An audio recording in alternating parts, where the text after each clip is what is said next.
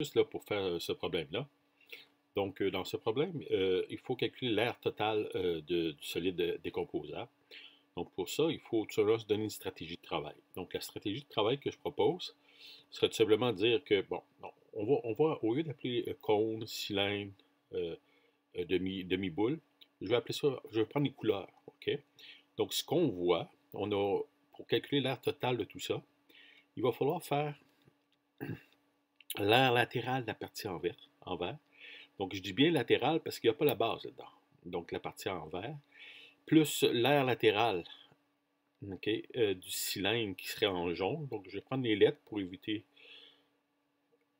pour simplifier l'écriture. Et l'aire latérale, parce que ce n'est pas toute une boule, hein, c'est seulement que le demi-sphère, si on veut, l'aire latérale de la partie orangée.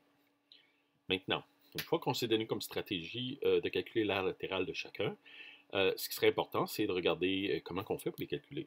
Donc, l'aire latérale de la partie en vert, oups, va être égal à, c'est un cône.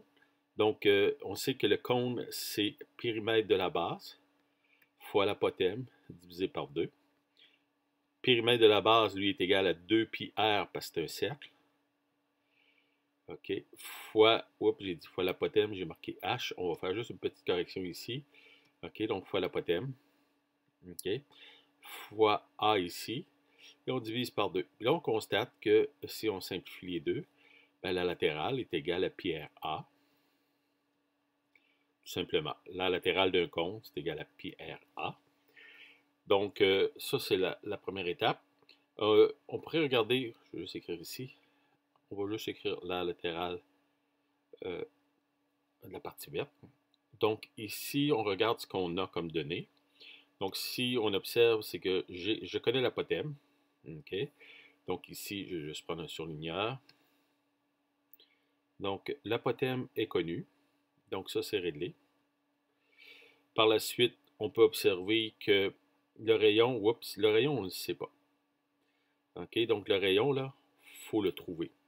Et pour le trouver, ben, c'est là qu'il faut user de perspicacité, là. On sait que la hauteur correspond à 56, donc le rayon, on l'a ici. Donc, on trouve le rayon de cette façon-là. Donc, ici, j'ai mon R. Donc, on peut déterminer le R, parce qu'ici, c'est triangle droite, avec l'aide de Pythagore. Maintenant, on sait qu'on peut trouver le rayon. Donc, le rayon, on l'a ici. Par la suite, l'aire latérale de la partie jaune. Là, la latérale de la partie jaune, c'est un cylindre. Donc, c'est périmètre de la base fois la hauteur. Okay, donc, le périmètre de la base. Ici, on sait qu'il est égal à 2 pi r fois h. On regarde ce qu'on connaît là-dedans. Donc, si on analyse tout ça, on a notre fameux r. La hauteur. Est-ce qu'on a la hauteur? On ne l'a pas directement. On sait que la hauteur correspond à de là jusqu'à ici au centre. OK, donc c'est 110 jusqu'en bas. Mais ce qu'il faut se rappeler, c'est que le rayon ici, R, c'est exactement la même qu'ici.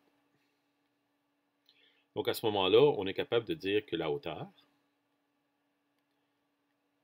est égale à 110 moins le rayon. À ce moment-là, on a trouvé la hauteur ici. Donc on va pouvoir la calculer. Une fois qu'on la connaît, à ce moment-là, on va pouvoir utiliser, parce que je ne fais pas le problème pour vous, je vous demande de le faire. Donc une fois qu'on connaît la hauteur ici, on va être en mesure de trouver l'aire latérale du jaune.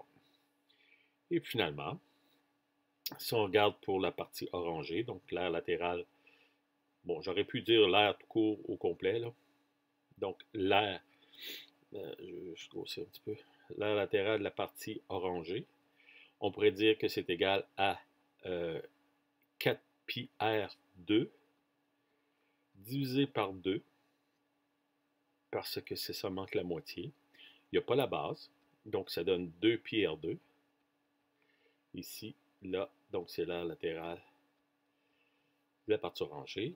Et le R, on le connaît. Donc à ce moment-là, il nous reste juste à calculer les trois. Donc en d'autres mots, il me reste à calculer ça, ça ici. Je m'excuse. On va reculer. Je dirais plus la latérale du jaune et la latérale du orange. On fait la somme. On va trouver notre aire totale ici. Voilà. Donc, c'était une astuce. Je vous l'invite à le faire. Je ne le fais pas. Vous avez là, je vais vous donner la réponse. Vous devez vous mettre le nez dedans, essayer de comprendre tout ça et de le raisonner. Voilà.